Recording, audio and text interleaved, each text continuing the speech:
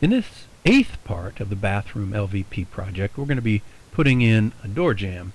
We did something similar to this on the closet, but I thought I'd put this in here just to show you this little process one more time a little bit more clearly. Again, just trying to minimize the amount of time I'm crawling around on the floor by cutting this right the first time. So I get my thumbnail and I scratch it along the edge of that paper, and then I take a pencil and I scribe it along the actual door jamb, and I do the same on the other side. And you lay some scrap flooring along there to just so that you have something to draw on, some backing for your pencil.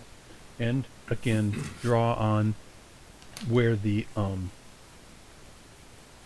shoe molding will be, and also scratch that line in there so you can lay it on there. And then make some marks on the two templates so that you can space them out when you lay them out on your board that you're going to cut. So here I'm just sitting at the kitchen table and not bending over and sitting on the floor trying to get this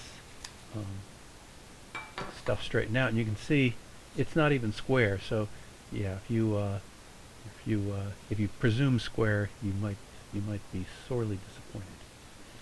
And then once you get that template set on the board properly in the plank that you're working on, you can just take your pencil and do a rough line that you're going to cut. And actually I'm gonna maybe choose this line here for my width. The width is not important. The main thing is to get that right on the line. This is the point where I'm going to measure 20 inches down, and then I'm going to set up my other template right there and get that just right. And once I get that in place, then I can mark where I need to cut. And no need to go any longer than about there, because then I'll be over the where the shoe molding is. So here it is, finished cut, just like a plan. And wrestle the thing in under the door jambs, and there should be plenty of room because I just left a very small amount of room. And so you can see you can get it in there pretty good, just like the closet one, but there's going to be a gap along here because it's not snapped in, because you couldn't turn it up at an angle, press it in, and then flatten it like usual. So I'm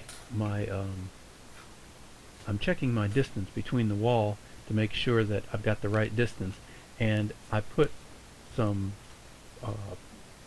spacing blocks. I screwed them into place, because if you just set them into place and you start banging on the floor, those will move.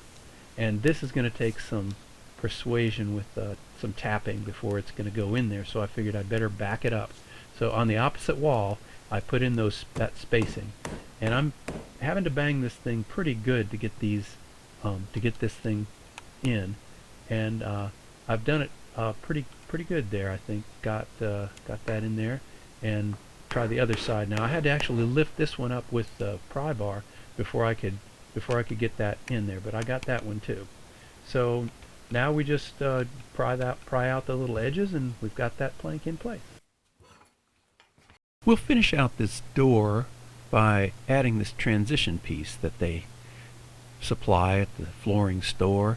It's got some teeth on the plastic portion, and then that engages with a bend in the sheet metal track that they supply also.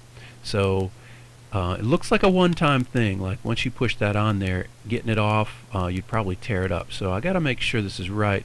So I decided to throw something into Sketchup. The big piece is the floor, and then that's the little subfloor underneath the bathroom floor, and then there's the LVP, and then this is representing the carpet. And this layer down here is the top layer is sort of the fluffy layer, and then the bottom layer is sort of once it's compressed. So I thought, well, if I compress the carpet and I screw this track down to on top of the carpet, it'll hold the carpet in place. And I didn't find any directions to this. I'm just sort of making this up, so this could be wrong.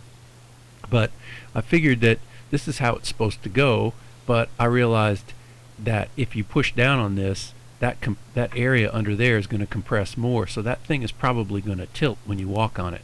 So I'm a bit worried that I'm not doing this right, but I am going to go forth and just stick this thing in there, and if it doesn't work, I'll figure something else out. First, I'm cutting back the foam padding underneath the carpeting, just get that out of the way. We're going to have the track installed, and then the carpet was extending too far, so I just decided I would just take a pair of scissors. You probably could use a blade, that might work a little bit better, faster, but I got it cut with the scissors there.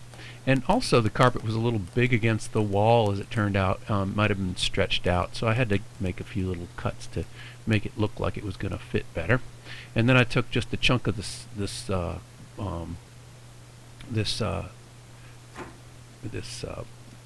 sheet metal track, and I cut a piece off. It comes in, I think, about 7.5 foot pieces or something like that. And so I'm gonna get this screwed down. I'm screwing right through that bracket and through the carpet into the plywood subfloor. So if you have cement, you're gotta think another idea. And then I measured the width here. It's about 2 foot, just slightly more than 2 feet. And I cut this and realized I'm going to need to take a little bit of a notch out of it on this side. The other side slides under the door jamb, but here it didn't, and I decided it would be easier to just cut it like this than it would be to mess around with the door jamb. So the first this is like plastic. It's like a printed sheet over plastic. So I decided I'd cut through the printed sheet first before I used the hacksaw to cut this little thing. And I just used a hacksaw to cut it to length earlier. And so right now I'm engaging the plastic transition piece with the track underneath, and I'm going to push it down. So I went along and pushed it down through the whole length, and it stuck in pretty good, although it came in a little bit of an angle. So just sort of like I predicted, that when you push down on it, it went farther on the one side than it did. So if we go back and look at our drawing again, we can see that it's going to be rotated on sort of the flooring, and I'll just rotate it here a little bit and down a little bit, like, probably something like that. And it's not bad. I think this is going to work out fine. It is solid. It doesn't move when you walk on it, so I think it's good. But that little piece, as I suggested under here, where the sort of the toe of that transition piece is right here, that's compressing the carpet. But it looks pretty good.